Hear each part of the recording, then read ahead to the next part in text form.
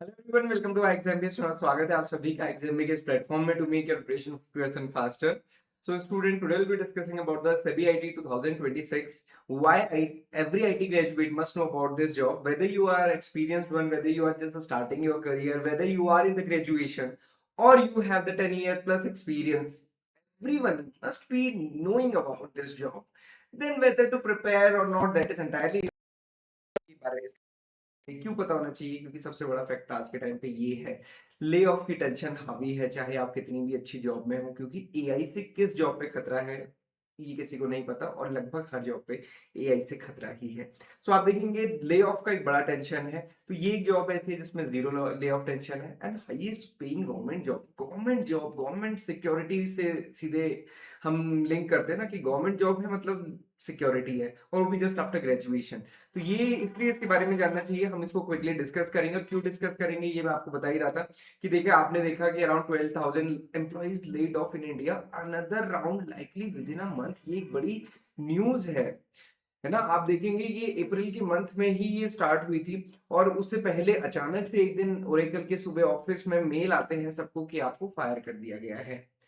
America के हिसाब से शाम थी, यहाँ के हिसाब से सुबह थी। वहां तो डे एंड कर रहे थे, यहाँ डे स्टार्ट हो रहा था, तो सुबह सुबह सा मेल भेजा।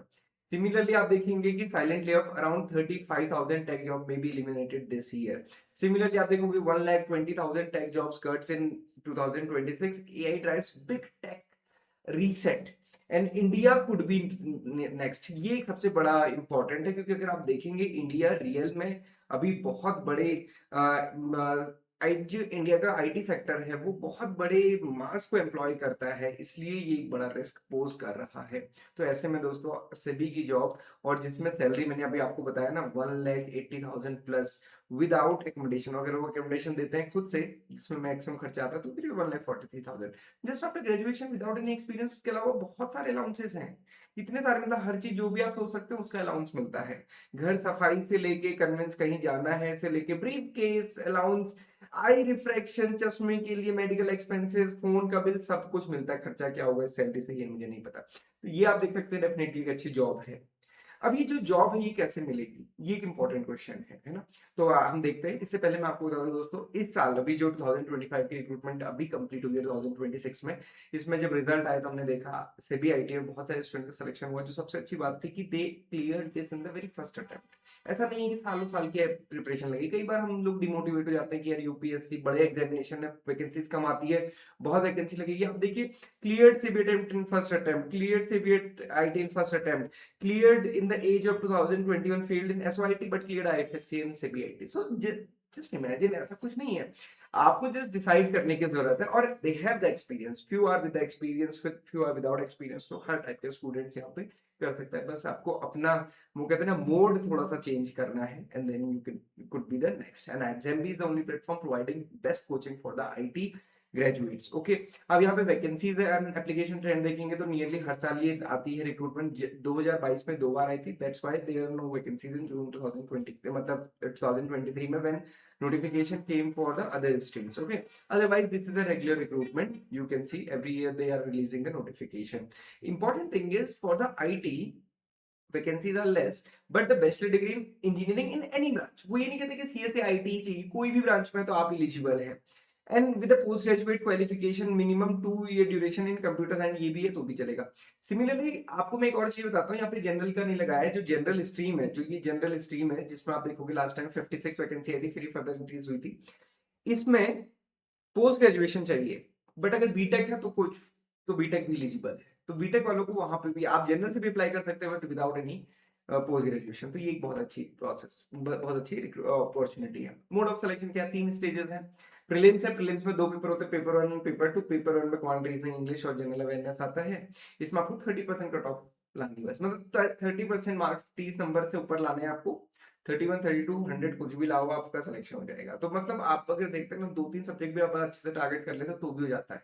तो कोई जरूरी नहीं है इंग्लिश भी पढ़ना है, रीजनिंग क्वांट्स भी और रीजनिंग भी। आप इंग्लिश पढ़िए और उसके साथ में क्वांट्स या फिर रीजनिंग भी कर लेंगे तो भी ये क्लियर हो जाएगा। तो बहुत ज्यादा डिफिकल्ट नहीं है। अगर आपको एक क्वांट या रीजनिंग में डिफिकल्ट लगता है तो भी कोई दिक्कत नहीं, क्योंकि ये सब्जेक्ट, ये आपके सब्जेक्ट वाइज टेस्ट है। पेपर 2 आप देखेंगे तो ये आपके स्पेशलाइज्ड स्ट्रीम का होगा। 100 क्वेश्चन इसमें रहते हैं और से 40 मार्क्स लगा देते हैं आईटी में। तो वो बेसिकली है। और इन सब में टोटल ओवरऑल 40% कट ऑफ होनी चाहिए। मतलब यहाँ पे ऐसा भी नहीं है कि वो अगर उनको 60 से स्टूडेंट सेलेक्ट करने तो वो टॉप से लेंगे, नहीं, वो जितने भी स्टूडेंट्स को क्लियर करेंगे सबको सेलेक्ट करते हैं। तो ये अच्छी अपॉर्चुनिटी है।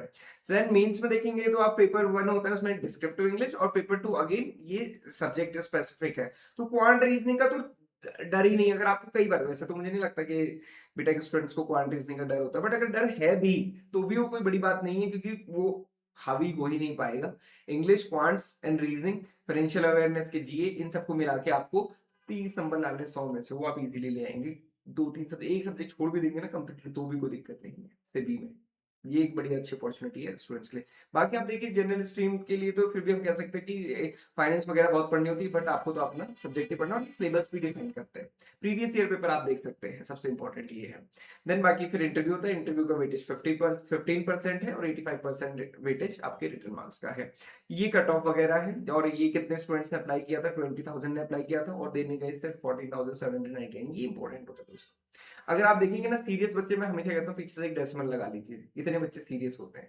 2049 उसमें से शायद 500 वो भी नहीं दे पाते हैं। 1500 बच्चे ही होते हैं, या फिर अगर आप देखोगे इतने ही सीरियस है ना तो उससे ज्यादा मेंस के लिए सेलेक्ट होते हैं। सिंपल सी बात, समझ रहे हैं आप? अगर आप थोड़े भी सीरियस हैं आपका सिलेक्शन मेंस में जरूर होगा।